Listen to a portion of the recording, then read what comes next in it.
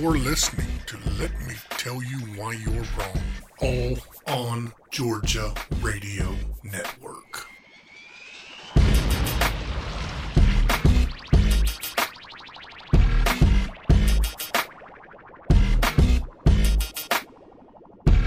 Welcome to episode 101 of the Let Me Tell You Why You're Wrong podcast. I'm Dave Roberts.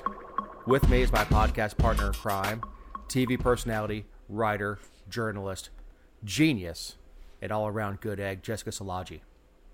All-around good egg. I feel like you've exhausted that one, but thank you for having me on as your partner in crime once again. Having you on, it's your damn podcast. For the second century of the show. We are starting the next 100. Woo! Which it's exciting. It is. I mean, I'm just glad you gave me the opportunity, Jessica. Well, your essay was just one I couldn't turn away. Now, if I was a decent writer, I'd be writing for All on Georgia. I don't think you've ever sent an article for All on Georgia. No, if something comes up enough and gets me stirred up enough, I may write an op-ed or something, but I would not be a good reporter because I'm hardly impartial. I would kind of enjoy that, I think. If it was just slanted as shit towards... just drop MFers and... You know. Oh, man. You know, the 99 was the first time I've actually been edited for content on this show. Edited for content. And even, like, you were like, ooh, that's over the line, Dave. Like, that person's a sitting senator. You probably shouldn't say that. Which I appreciate you and Eric guarding my dignity. And, I mean, keeping All on George from being sued and shut down. Because we certainly won't get Andy Welch seal of approval. Ugh. I saw his journalism ethics bill, or whatever you want to call it, made it from, he filed on the last day of session last year, so it was, quote, in the hopper and had its first reading, and then, it's supposed to have a second reading, and then it gets assigned to a committee, and it just recently, by next week, we should know what a committee it's assigned to, and I have no doubt that those jackwads will give it a hearing and all the other stuff. Boo. Yes, boo. Boo. So, Jessica, you were within 20 minutes of Matt and I last weekend. I mean, within 20 minutes. And Matt and I live 5 minutes apart. 20 minutes. Did we get a phone call? No. Did we get a Facebook message? No. A text? Smoke signals, anything saying, hi, guys, you want to come say hi? No. I told Connie, and she's like, she want to talk to you guys. You guys are outside friends. Touche, Connie. So I didn't realize that, I don't know my geography. I didn't realize it was that close. I knew it was close, but not that close. But it was really a last minute thing because I was supposed to go out of town last weekend, and that ended up not happening. And they had asked me to moderate, and then I found out that they didn't have someone to moderate still, so I was like, sure, I'll still come up, and it was on a whim. And I literally drove up, listened to these 9 candidates for 2 hours, and drove back home. Okay, so. Who's they? It's the Libertarian... Yes, it was the Libertarian presidential candidates, and they were at the Georgia Libertarian Party state convention in Douglasville. It was actually, I'd never been to the, the Douglasville Convention Center. It's really nice. Yeah, don't say that around here. The BOC, the Board of Commissioners, will try to build one and compete. Well, I'm not trying to give them any ideas. Yeah, even though Douglasville has this little road running through it called I-20. Mm-hmm. They'll go and spend $10 million building the damn thing and wonder why nobody comes out here. But I digress. Matt Lowe will fix that. There you go. But counting on you. How was it? So it was interesting, and I don't identify as a libertarian, not a big L libertarian, maybe a little L. I I voted for everyone in every party at different times, depending on who's running and what's going on. So, I'm not like a staunch libertarian like a lot of the people who are there. I think I have their values, but I don't always, some of the candidates I'm like, ugh. Or like we've had conversations on here, when we're talking about Ted Metz and Stacey Abrams and Brian Kemp, like I don't want Stacey Abrams to win. So who am I going to vote for? Right. Those types of situations. So anyway, and I think we all know that a libertarian president is not going to win, but it was super inspiring to listen to most of these people because they just have such a passion for liberty and limited government. And of course, I love spending time around those types of people because you can go down to the Capitol and they will crush your soul with their ideology and everything else. But so from that perspective, it was wonderful. There were 9 candidates on the stage. There were 2 that came in late, and so they didn't get questioned. They just got to give like a 5-minute spiel. But 9 is a lot of people. But it was very orderly. Like they all followed the directions and stayed within the rules I set. I kind of pitched them softballs just because when you're trying to deal with 9, like you can't ask individual questions. That would have been a mess. Vermin Supreme was there. Did you know that he was a rainbow gathering person? Like he lives the rainbow gathering lifestyle 24/7? No, I did not. I did not either. This is the folks that Matt went down to talk to, right? Yes, in the woods. He and his wife live in the woods like that all the time. I'm like, well, how do you keep up with all the political happenings if you're in the woods? But I digress.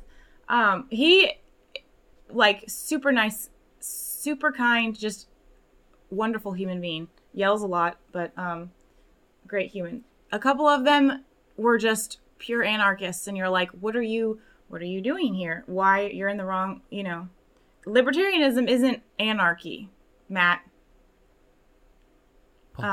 Yeah, it's anarchy with public lands, right? Zing.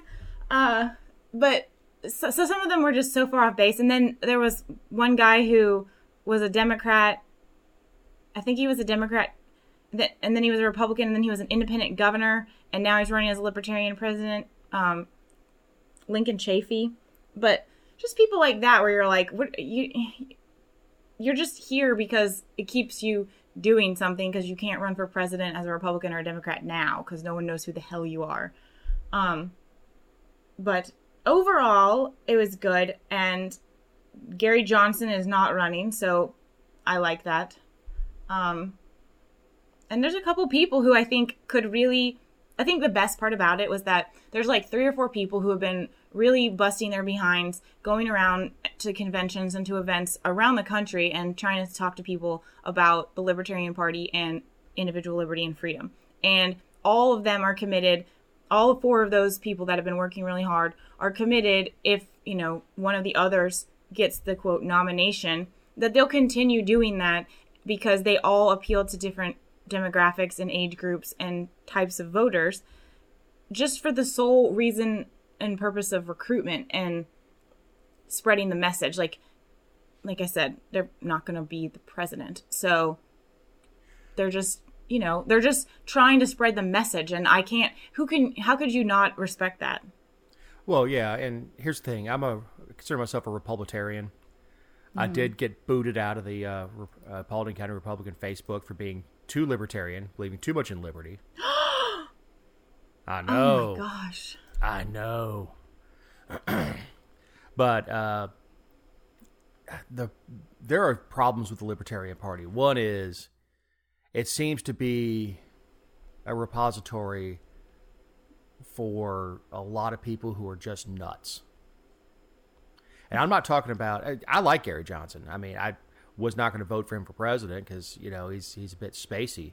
But he is, from everybody that I've spoken to that had a chance to sit down with him, he is one of the sweetest, kindest people that you'll ever run across. He really screwed the pooch with the Aleppo thing. Yes. Look, a true libertarian answer to that question is what should we do about Aleppo is, where is Aleppo? Well, it's in Syria. In which state do we exactly. find Right. Syria? Well, it's not. It's next to Turkey. Oh, well, I don't care because that's not the United States. That is a libertarian answer, not what is Aleppo. Gary, you're not supposed to drink the bong water, brother. Ew. Ew. But no, and I actually got run out of some of the libertarian Facebook posts because there was one that they were tearing a police officer up, and it was one of those things where there was no facts out of the case yet. And I said, why don't you wait until you actually get some facts? And all I got were messages of bootlicker. That's all I said was wait for the facts of the case before you start bashing somebody, either the suspect or the police officer. Why don't you wait and see what comes out of the facts of the case? So it tends to attract a lot of paranoid individuals. And that's coming from somebody who tends to be a bit paranoid. Right. Well, there go half our listeners. Well, you guys still have Jessica. You can hate me. woo. And I think this is another thing too, and I wanted to get your perspective on this part. So the more that I listen to, because one of the questions or kind of the dialogue that they had in their intros was on their own without me asking was, why are you running for president and not for state house or, Congress or whatever? And for some of them, the answer is obviously ballot access because it's easier to run for president in some states, looking at you, Georgia, than it is to run for state house or Congress as a libertarian. But personally, I feel like it's easier to spread the message and we would get more accomplished having let's just say a libertarian president was electable. Like, let's say that, I don't know. I don't know who's a good example, but let's say we had a libertarian president. Like, are they just going to veto everything? Because if you're in Congress, sure, you're not getting a lot done, but your voice is loud. I mean, we hear a lot about Mike Lee, Rand Paul. We hear a lot about them. no, libertarian president can do a lot because the president is the commander in chief. So when it comes to foreign policy, if their policy is to pull back our troops, he can absolutely do that without Congress's permission. He's the commander in chief. Okay, so you're right. But one of my questions to them was, okay, well, how do you balance executive authority and executive orders that are so staunchly criticized on both parties? Like, how do you not abuse that? Well, a true libertarian would be a principled person. So they're not going to care if they get roasted. And they may be a single term, but they could, certainly roll back a lot of the executive orders. Obviously, they can't.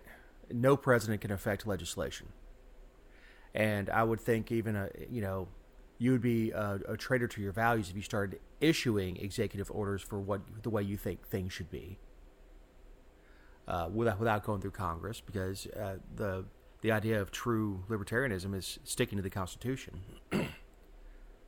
So, I think the future of the Republican Party, I think we're going to see a split, and I think you're going to see a Republicanism movement come out as younger people start getting into their age where they start being aware of what's going on, aware of taxes. I think you'll start seeing even people who are classical liberals start to move that way towards freedom. And you're going to see a break, I think, from both parties where you've got the hard left moving towards communism, and you've got this version, I'm going to put air quotes around conservatism, because the conservatism that I'm seeing right now isn't my version of conservatism. Conservatism is small government, conserve the government power, shrink the government. All they want to do is shrink the government in the areas they want to and use the government to push social issues where they want it. Both sides are guilty of it. It's just there's just different sides of the issues. So I think we're going to see I think we're going to see a split in the major parties, and we're going to start seeing. I'm not going to say moderates because it's truly not moderate. But we're going to see both sides moving towards personal freedom, because we're going to be at a tipping point. We're going to be at a tipping point very, very soon where the government is growing so big it doesn't matter who's in charge. They just grow the government in separate areas, and we're going to hit a tipping point where we just can't afford it. I'm ready to put the brick on the accelerator. Let's tip. Yeah. Burn it down. The sooner the better. So, yeah, I don't know. I don't know if that answers the question or not. Yeah. I don't really know what the question was. So carry on. Yeah, no, I'm perfect for politics. Speaking of, my state senator, Bill Heath, will not be running for re-election. To God be the glory.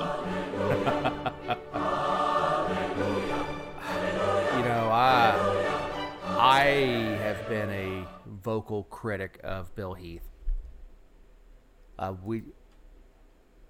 He is the guy who cried from the Senate well when the state was looking at opening alcohol sales on Sunday, saying that child molestation and wife beating would increase if we sold beer on Sunday. He again opposed the brunch bill because you know that having a mimosa at 10 o'clock in the morning means you're to go home and beat your wife. And I don't think you're capable of beating anybody if you just got done drinking a mimosa with your pinky up. Isn't he the one who sponsored his own bill after he got a ticket too? Yes. He also sponsored a version of a red flag bill this last time, and we hammered him on that on this show. We kind of touched on that one. Yeah, this time last year. So, good riddance. And what he did by waiting till the first day of session to announce is he made sure no grassroots candidate could do anything about it.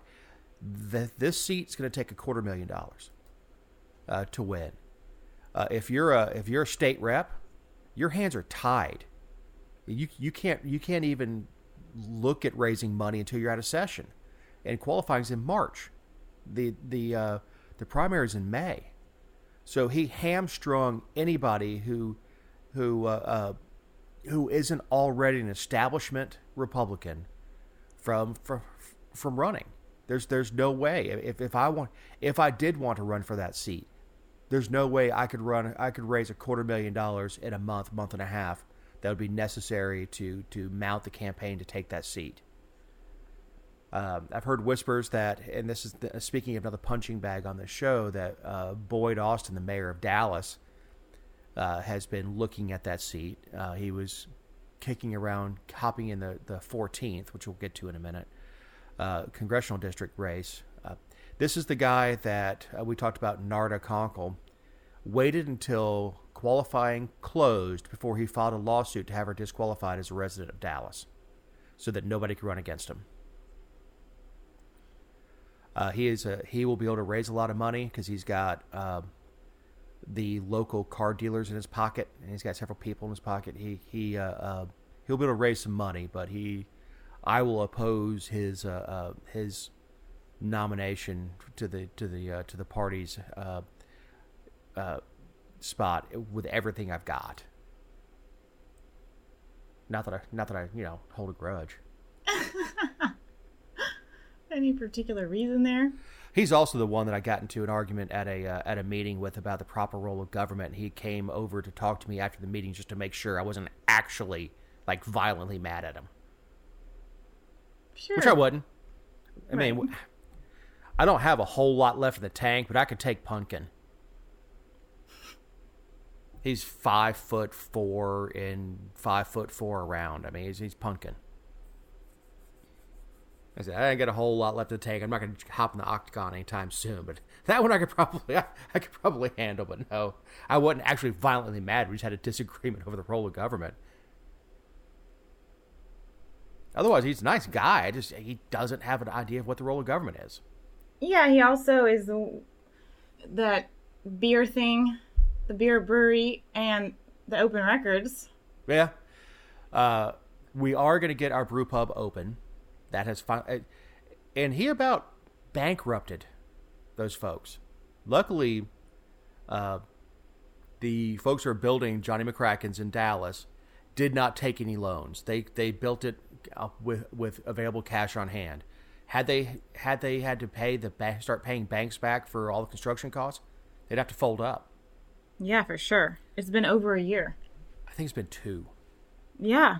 I mean, it's luckily Gary Leake, the owner, is shrewd in the fact that he didn't want to take on debt, so they built it as they had cash available, and it's a beautiful building downtown. It's well over 100 years old.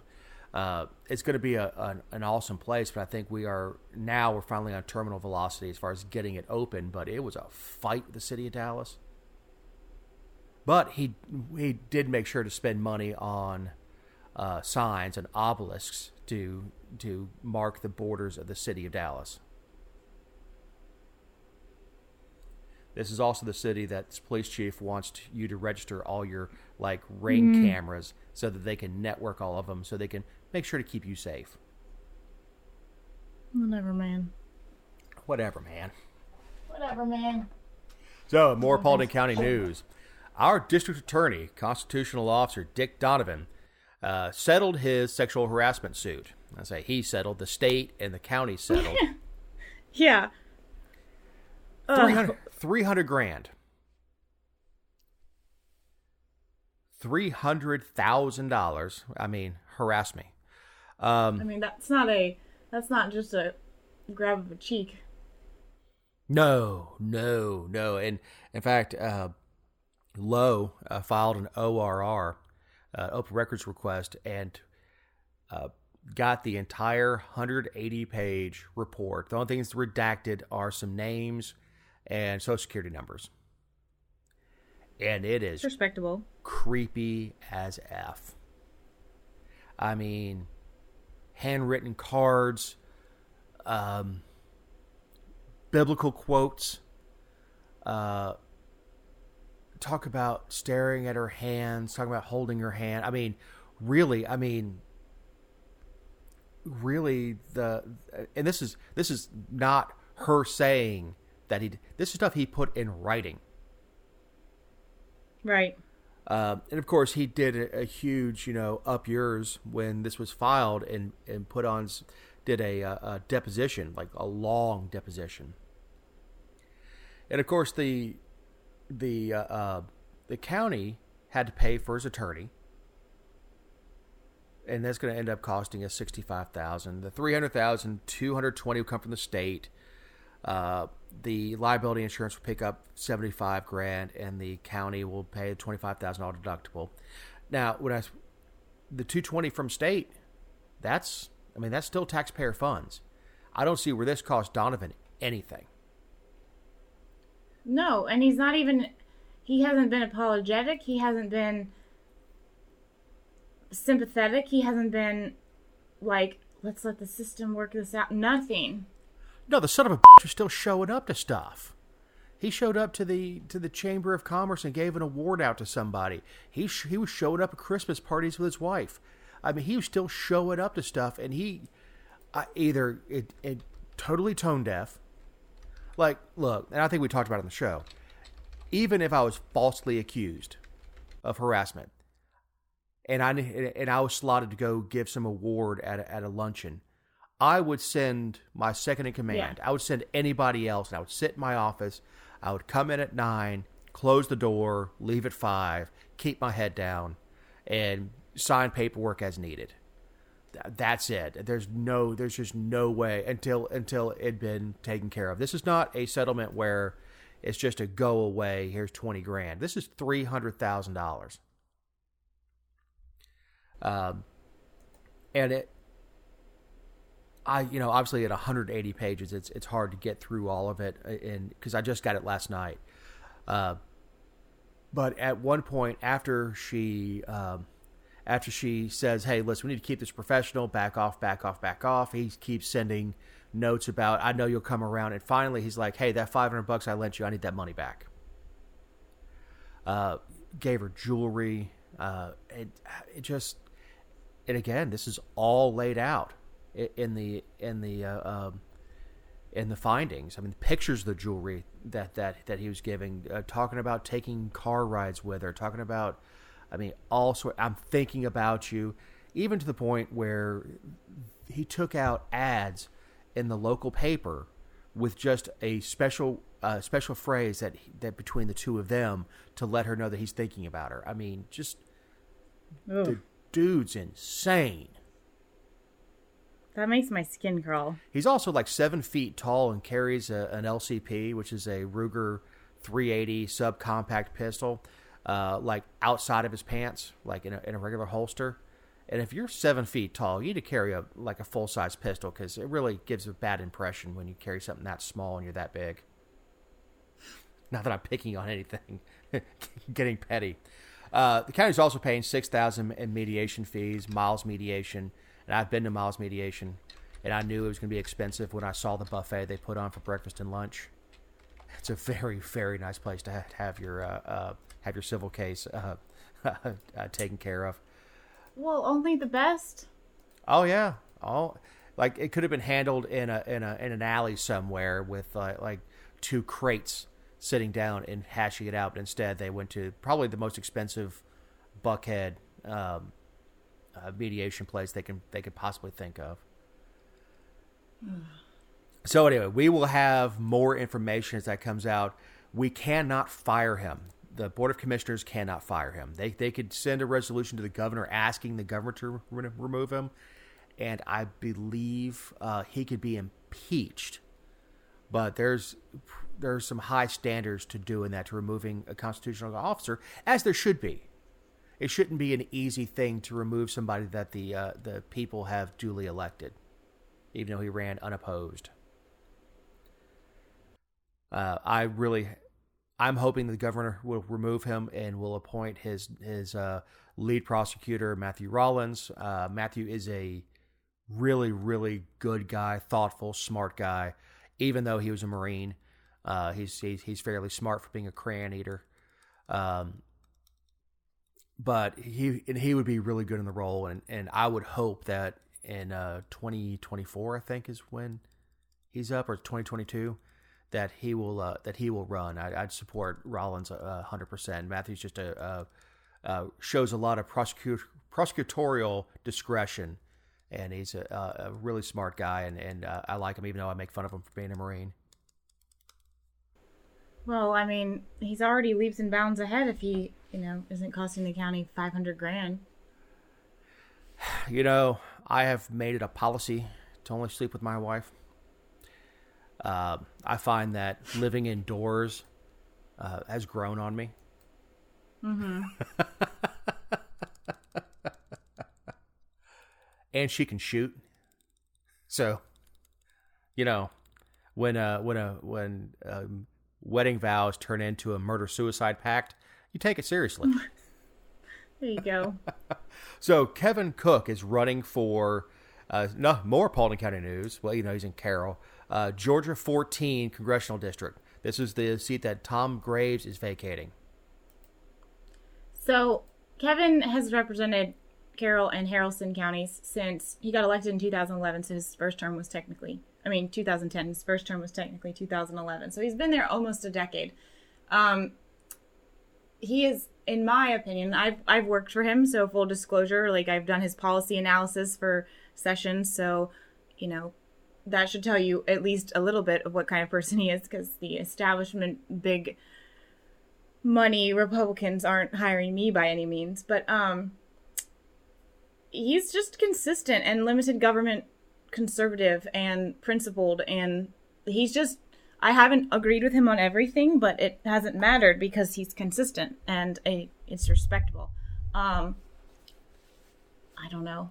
I think it makes me sad that he's leaving the legislature, because the number of people that we have that are principled is decreasing every year, because good people can't either afford to stay in office like that, or they don't want to because they hate it, because they're not getting rich off of it. So I'm sad to see him leave, but I know that, like, if he went to DC, he would be outstanding, and the people that he would surround himself with would be good. I don't think it would be like Barry Loudermilk, where in the 11th, where you're just like, why did you do that? Like, every day. Why did you do that? Like, he has good people around him giving him good advice, and then I don't know if he's just not taking it or what, but I don't think that'd be the case with Kevin. We talked about before the show that, I mean, it's a long shot, absolutely. Running for Congress, if you're not either rich yourself or the front runner out of the gate, it's hard, but he's also at the top of the ballot. He's a known name in some areas. He works in Floyd County at Shorter University, which is a big part of the district too. So I don't know. I mean, it will be interesting. You just got to make it the runoff. The runoff's where the meat of the race is going to happen. Right. Everybody has a puncher's chance. I've counted, as far as people intending to come in, 6 or 7. I mean, it's going to be ridiculous. 20% will get you in the runoff. So everybody has a puncher's chance. I met Gary Wayne Smith, who announced he was running. I met Marjorie Greene, who came over from Lucy McBath's district to run here, which she's catching a lot of hell for in Paulding County for moving over. There's somebody who's coming over from Gwinnett who announced. A young guy, and I can't remember his name off the top of my head, who just got his sociology degree from Southern, announced he is trying to swim in waters too deep for him. Like 6 months ago, he's working as a cashier at CVS because he has a degree of sociology from Georgia Southern. He's been working as a customer service rep for City of Roswell. I mean, like for 6 months or a year. So I looked up his LinkedIn. A young guy. I think would be better served to work on a couple campaigns, maybe start with lower office before jumping into a congressional race that will cost $1 million at least.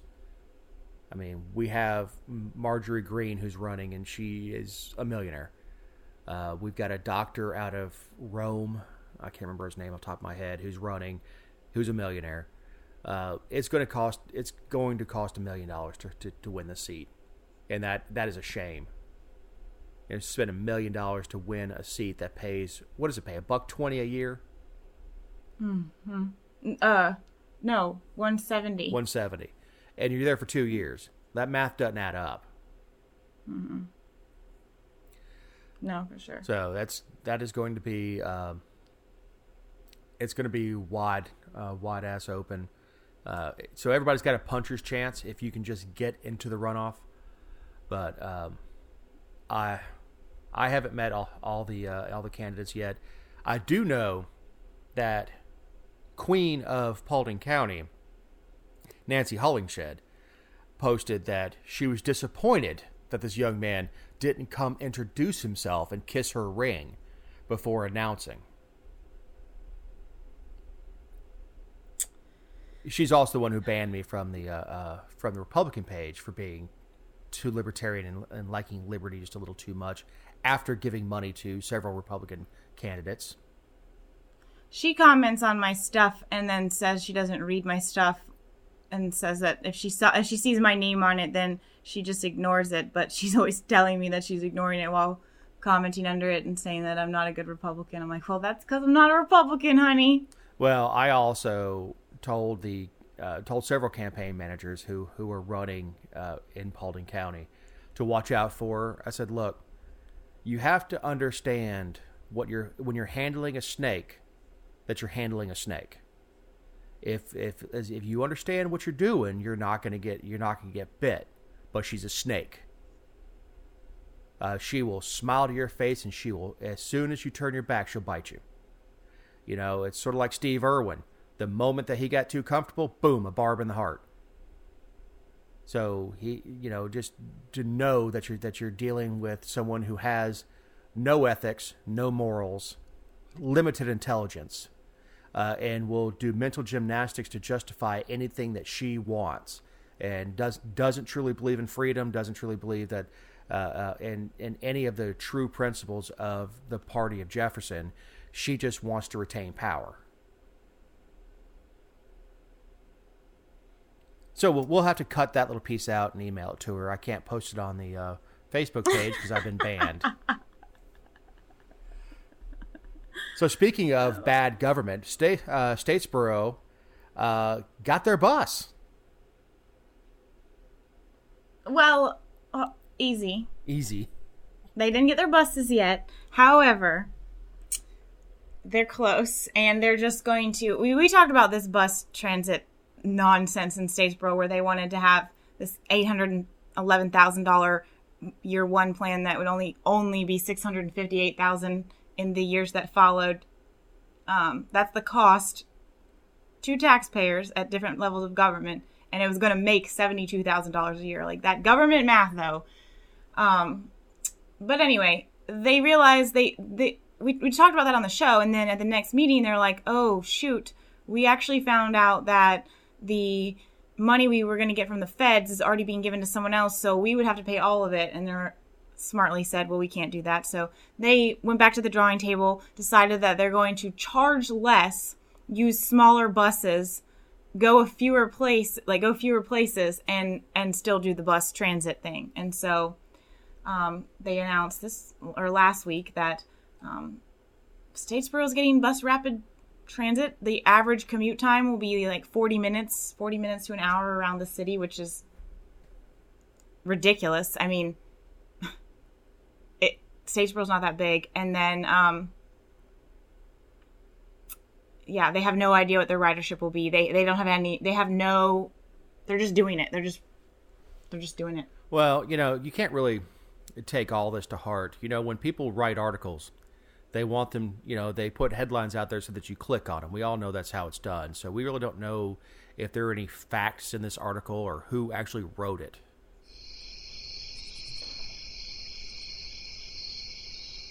Jessica? That silence you're hearing, Dave has been canceled from the show.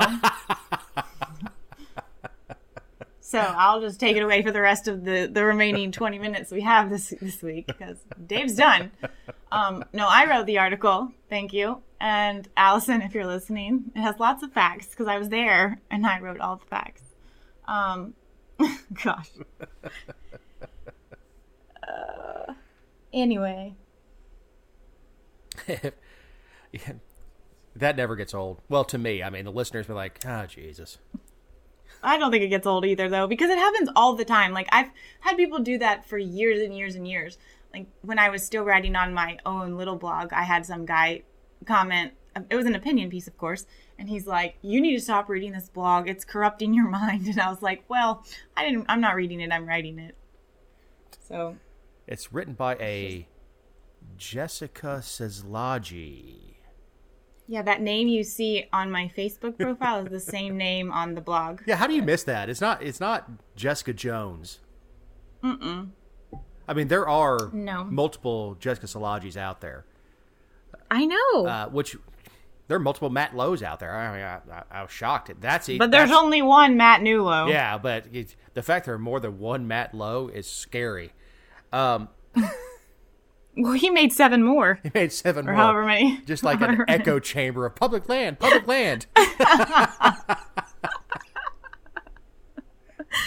Matt. He's not even on the show anymore, and we still just roast him. He can't even respond. I know, right? That makes it better. Goodness gracious. So yeah, I don't know how people miss that, because it is a unique name, and as far as we're all concerned, you're the only Jessica Szilagyi in our hearts. Aww. So good. Georgians aren't donating to the private sector alternatives like they were, and they're blaming Trump. So you want to explain it, or Go ahead. do you want me to? So we have we've talked about it on the show, I think, with the rural hospital tax income credit program, or however they rearrange the words to make that what it is. But basically, where you can get a dollar for dollar tax write-off on your state income taxes if you donate to a rural hospital in need. It has to be on a certain list because, of course, the government knows best. We do the same. That program was built off of what we do with private schools. You can donate to a student scholarship organization, or you can donate your tax return in its entirety, or however you want to do it, or your refund, not your return. But there's lots of different ways, but it's a dollar for dollar match at the state level. And the student scholarship one was actually being used so much that they doubled it, I think 2 or 3 years ago. And then the rural hospital tax credit, it was implemented in 2016. They came back in 2017 and 2018 and raised it because it was such a raging success. Well, then Trump's tax reform nonsense, blah, blah, blah, where they took away how you, they didn't take it, well, they did take it away, but how you write off 501c3 donations on your federal income tax return, where basically that's not where you're getting your credit anymore at the federal level. So the states are saying, well, you screwed us. Now people aren't donating to these things. My thing is, people donate to hospitals because they want to keep the hospital in their community. And most of the time, sure, you've got some wealthy people who donate, but for the most part, it's like businesses that are propping up these hospitals and forking over or giving it out to their employees to send to the hospitals, much like they do with campaign donations, to prop up a hospital to keep a county alive because that's where their manufacturing or distribution facility is or whatever. Private schools, the student scholarship organizations, it's basically like a private voucher. They pay for underprivileged kids to go to private schools in failing districts. It's the same thing. Those people aren't not sending their kids to private school now because of Trump's reform. People are going to donate those things regardless. They either believe in the cause or they don't. Does that make sense? Yeah. And of course, if you do have a manufacturing facility in, I don't know, Moultrie, you have a vested interest in making sure that the hospital stays there. Right. For a myriad of reasons, not the least of which being you don't have to give somebody an entire day off to go run to have a procedure done. Or not necessarily a procedure, but a test done. You need to go have an MRI. Well, if it's 5 minutes down the road, I need a couple hours off in the morning. If I've got to go from Moultrie to, Tallahassee to have it done, I got to go all day. Same thing in Statesboro. If you've got to go to Savannah to go get an MRI, you're not getting back to work that day. Not to mention that the workers will be harder and harder to find because you're going to find people who are going to gravitate towards areas that have the infrastructure they need to support life. Yeah, new people aren't going to move. They do, but not at the rate that they move other places. It is not appealing to move to a county where you don't have a hospital, or especially if you're going to be working in a facility that could be dangerous. And we're getting off in the weeds here about the types of no business wants to start up where there's no health care, but especially where you could have people that are hurt. You don't have to LifeFlight people out. It's just not appealing. Right. And, again, selfishly, as a large corporation, when your healthcare costs go up because there's no healthcare, instead of take an ambulance ride, which I don't know is $10,000, $15,000 to get to the hospital, you've got to call LifeFlight, and that ain't cheap. Helicopter time itself is not cheap, let alone the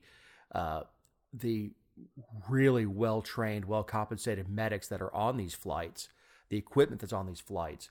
I'm going to just throw a number out there. 10 times. It's $100,000 to get picked up by LifeFlight and taken from Statesboro to Savannah, Augusta, because you got your hand caught in, I don't know, a loom, whatever, and you're bleeding because you can't just go to urgent care when you're holding your fingers in on an ice bucket.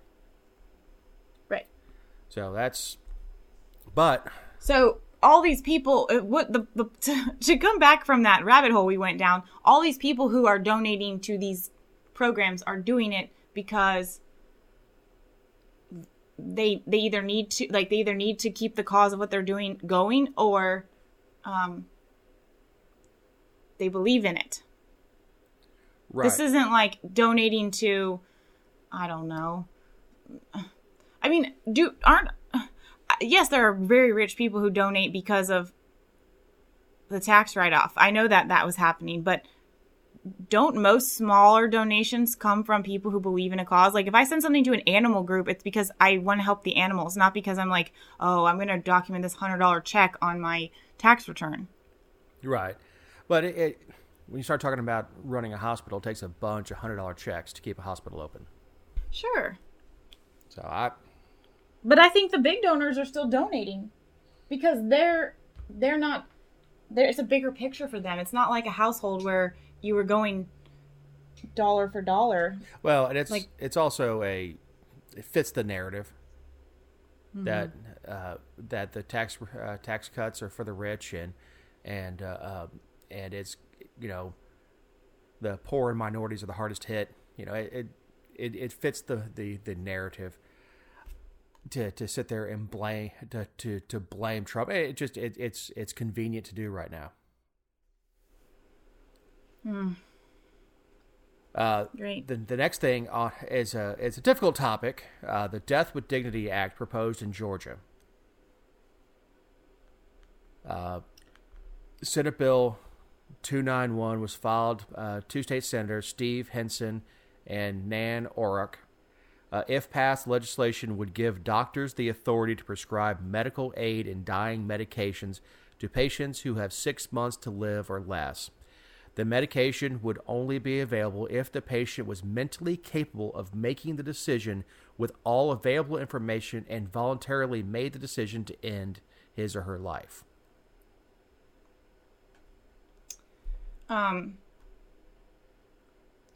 If you've ever seen anyone suffer at the end of their life, like at the very end, I'm not talking about like, watching a disease take its course or whatever. I'm talking about like the bitter end where you're like, it's any day now, and that any day now goes on for weeks and weeks and weeks. I don't know how you can not support this. The end is ugly. And I'm talking about you can hardly raise your head off the pillow. You get sent home with a bunch of medications from hospice. Your family has to pick you up out of bed to wipe your ass. It is, and I'm not stumping for it. I think this is a immensely personal decision to make. And it really is. It absolutely is. No place for government to say that you can't make that decision. That's exactly right. I mean, who are we? Who are we to say, yeah, you've got to keep suffering? And the people who say, like, I get really frustrated with this when people say, well, who are you to interfere with God's plan, or who are you to cut life short? Like, okay, well, you're interfering with God's plan when you take blood pressure medicine, or you do chemotherapy for cancer, or you take drugs for MS. I mean, all these things, because if not, that disease would just take you out. But instead, we are using earthly things to prolong and improve your life. Well, and I will say, who are you to tell me what God's plan is? Sure. Because if you've got a burning bush at your house and you're in constant communication, I mean, you could give us a lot more information than that.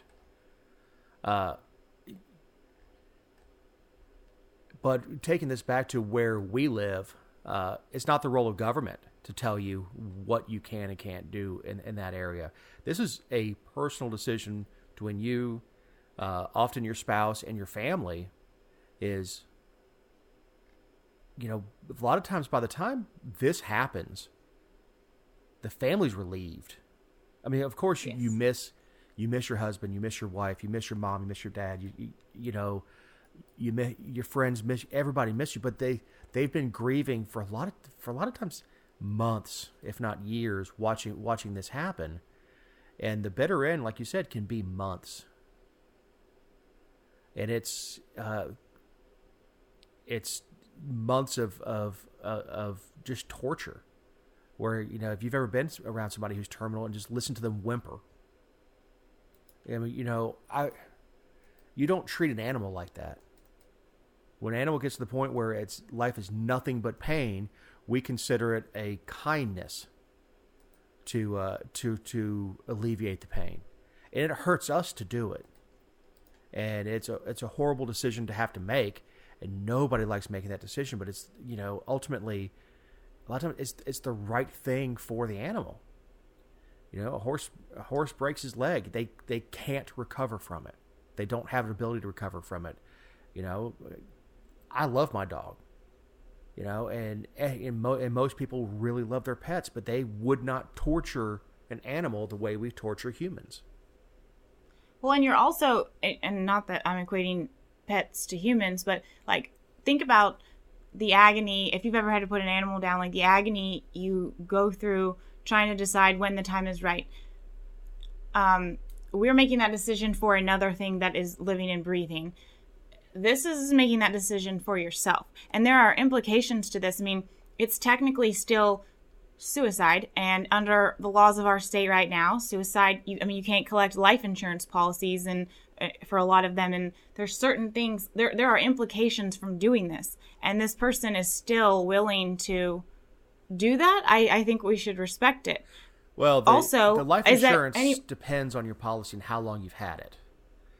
Sure, but it's still an implication. It's an implication, but it's not. And a lot of times, by the time you get to that point, you have already used your life insurance, because of a lot of policies allow you to access those funds to pay for care. At the end, your terminal, a lot of policies allow you to access those funds. So a lot of times that is depleted. It depends on how old you are too. I mean, there's a lot of factors here. Sure.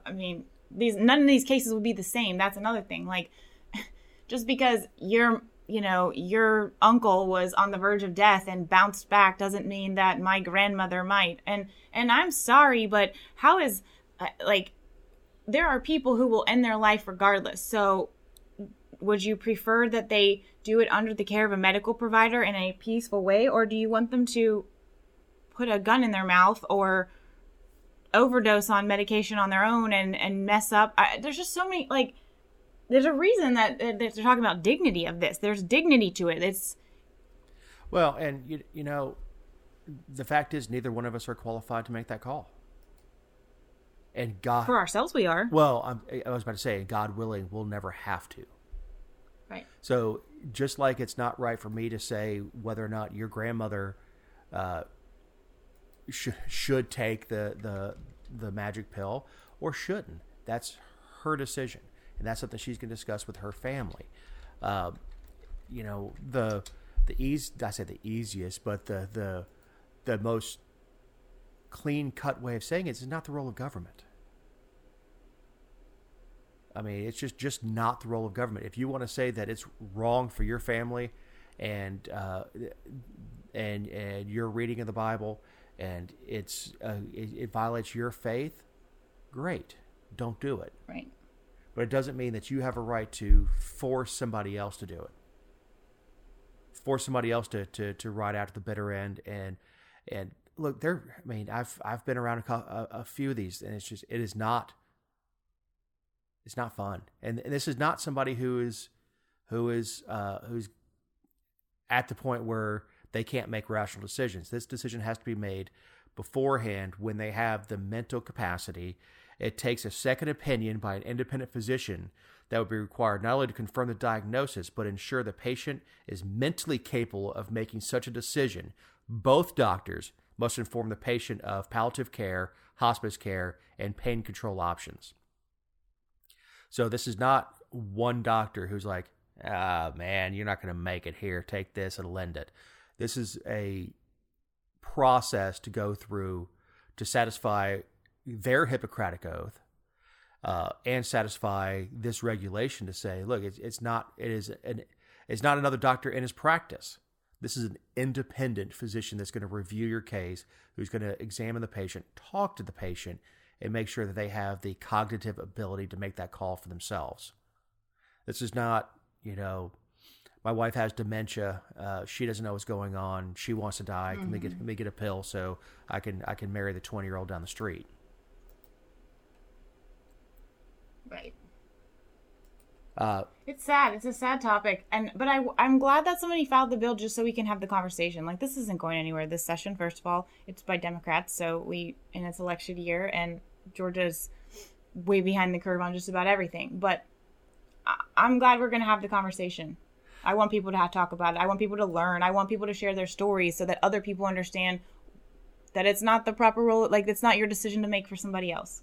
And what it does is it absolves the family of making that decision of, let me just go ahead and give them a triple dose of the morphine. Let me go ahead and give them, a bigger shot of Dilaudid. This takes the responsibility off the family. I can't think of anything more private that government should not be involved in than the end of life. And look, I hope never have to make that decision. I probably won't. I mean, the way I've lived, it's probably going to be sooner rather than later. Connie can only hope. Oh, gosh. All right. We are just about at our time limit. Jessica, your closing thoughts? Yeah. Did you see the jackass from Kentucky who wants to give police the authority to detain you if you don't tell them what you're doing or who you are? Like, this is not just your loitering and prowling ordinance or statute. This is, like, quote, to the satisfaction of the officer, they can detain you for up to 2 hours, and it wouldn't be an actual arrest, so there'd be no record of it, there'd be no documentation, there'd be no paperwork, there'd be no transparency.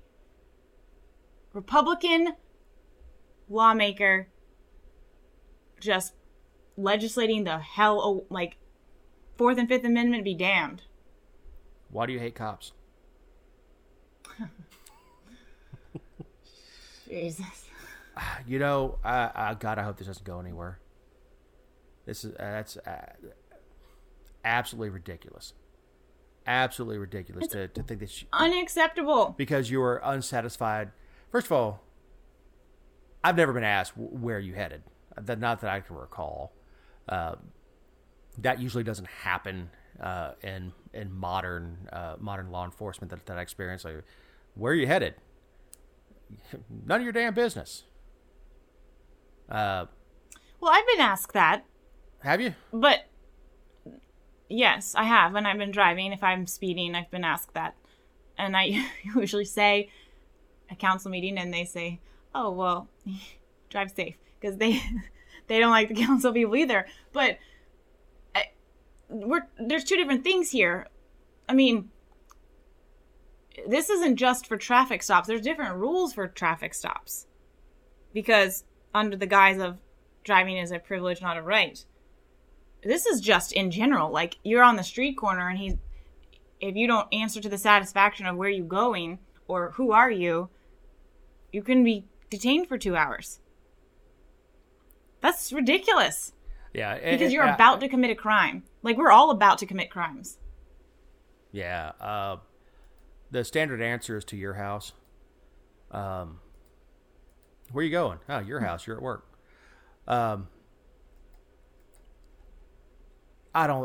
There's no way this would stand up. There's just no way. Where are you going? None of your business. What's your name? None of your business. If you've got suspicion that I've committed a crime, yeah, well, then investigate. But this law is too wide, too open, and too there's no way it stands up to legal scrutiny. So anyway, it wasn't an argument; it was a closing thought. But yeah, I'm sorry. No, I was the one getting into adding my 2 cents on your closing thought. Hey, the opinions that you've heard have been ours, not necessarily those of All in Georgia, and certainly not those of any All in Georgia employee not offering commentary on this show. If you like what you heard, please like and share us on Facebook.